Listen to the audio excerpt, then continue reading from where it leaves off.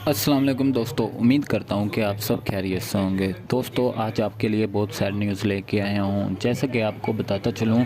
कि सरेआम टीम के एंकर इकरार हसन के साथ एजेंसी वालों ने बहुत ही जुल्म सितम किया और उनकी आल टीम के साथ ऐसा ऐसा जुल्म किया कि आदमी सोच ही नहीं सकता कि एक इंसान दूसरे इंसान के साथ ऐसा भी कुछ कर सकता है। और साथ दोस्तों, आपको ये बताता चलूँ कि इतना सब होने के बाद सरेआम टीम और इकरार हसन को इतनी ज़ख्मी हालत में हॉस्पिटल लाया गया। अभी तक उनके टीम का ट्रीटमेंट जारी है और उनके दो टीम के हज़रात ऐसे हैं जिनके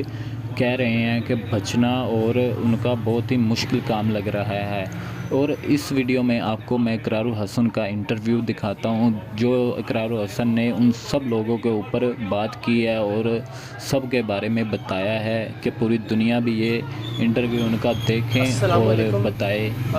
गुज़श्ता रोज़ कराची में इंटेलिजेंस ब्यूरो के अहलकारों की तरफ से, इंटेलिजेंस ब्यूरो के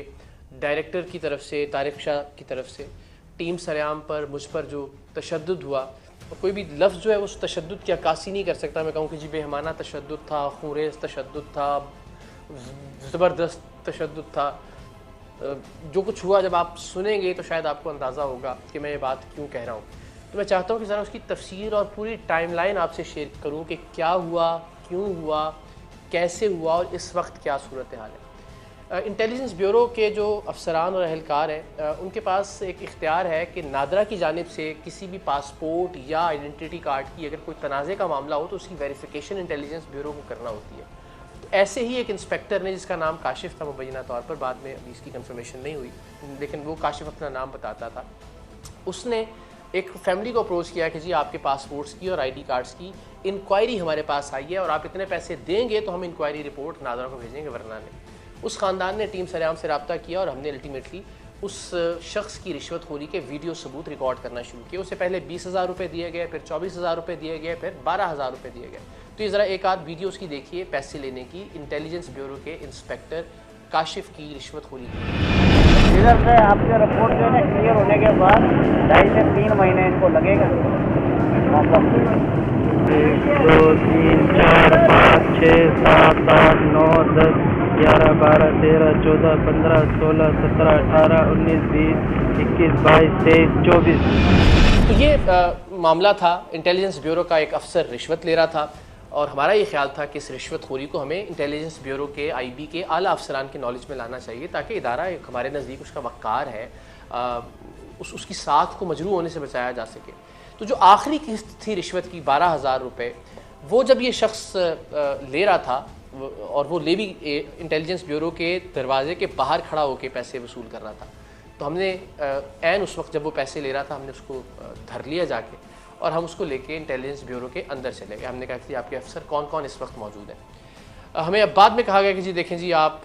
बग़ैर इजाज़त अंदर आ गए और ये सिक्योरिटी लैब्स था। और तो वाकई ये सिक्योरिटी लैब्स था कि वहाँ पे कोई सिक्योरिटी अहलकार था ही नहीं कि जिससे हम इजाज़त लेते अंदर जाने के लिए। और जो पहला सिक्योरिटी अहलकार हमें मिला, हमने उससे कहा कि ये वीडियो सबूत हैं, ये शख्स करप्शन में मुलविस पाया गया है, आप अंदर जाके जो भी अफसर मौजूद हैं उनको बताएं कि हम आए हैं तारुफ करवा के और वो ये वीडियो सबूत आपको दिखाना चाहते हैं ताकि आप उनके खिलाफ कार्रवाई कर सकें। इतने में, और मैं जो लफ्ज़ भी और जो जुमला भी और जो बात भी कह रहा हूँ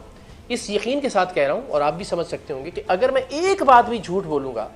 तो वो उसी वक्त निगेट हो जाएगी इंटेलिजेंस ब्यूरो के अंदर लगे हुए सीसीटीवी कैमरों की फुटेज की मदद से।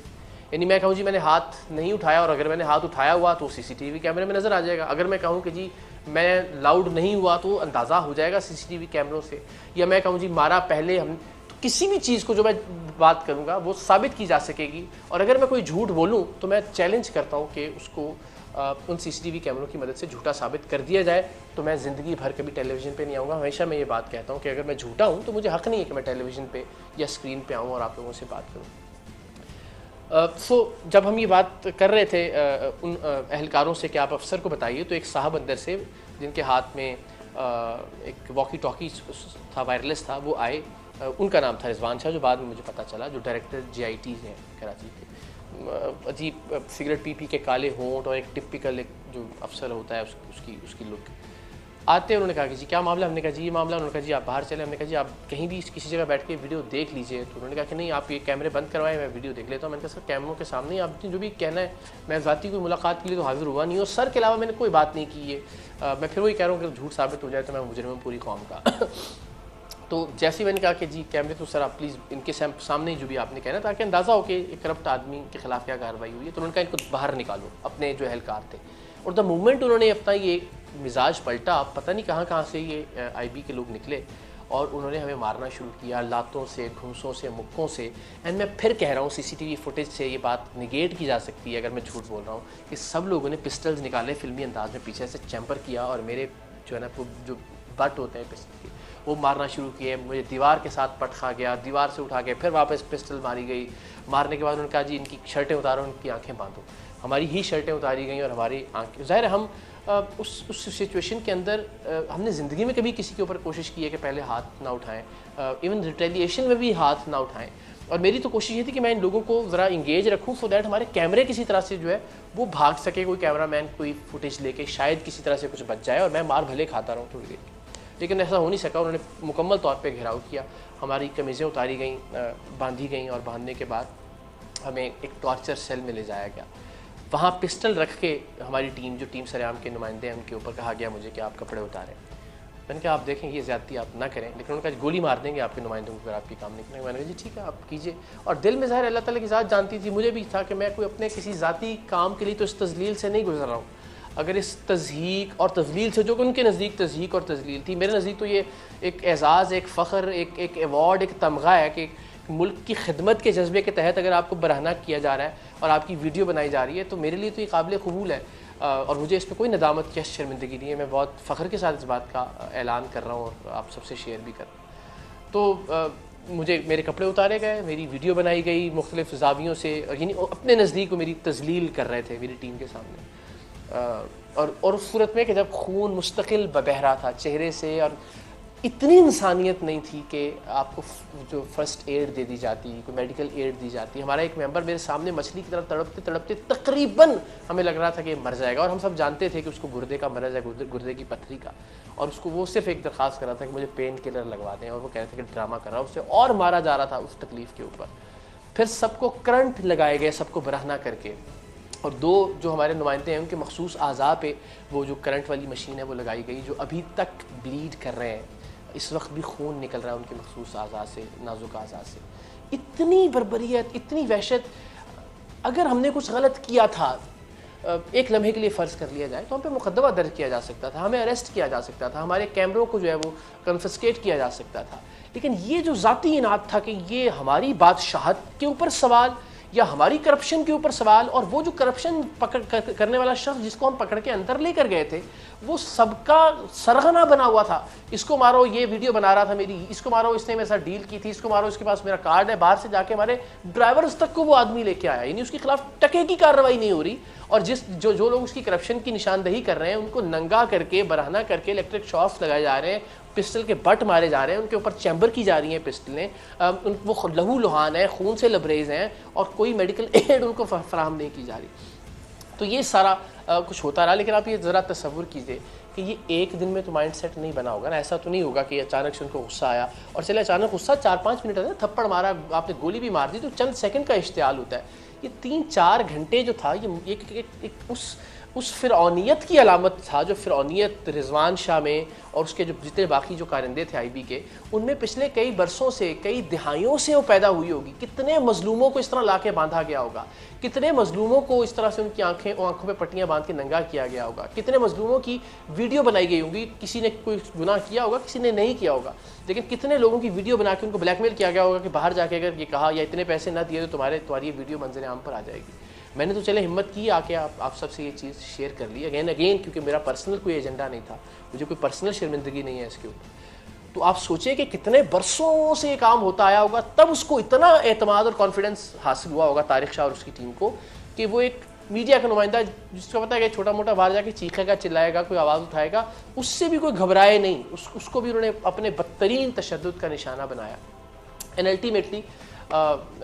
خوشی کی بات یہ ہے کہ اللہ تعالیٰ زندگی اور تندرستی دے ہمارے ARY نیٹ ورک کے CEO صدر سلمان اقبال صاحب کو، وہ جس جگرے کے مالک ہیں، اگر وہ جگر نہ ہوتا تو یہ سرعام شاید آج ہم نہ کر پاتے. جہاں جہاں جس طرح سے وہ آہنی دیوار بن کے ہماری حفاظت کے لیے کھڑے ہوئے، اللہ تعالیٰ ان کو سلامت رکھے.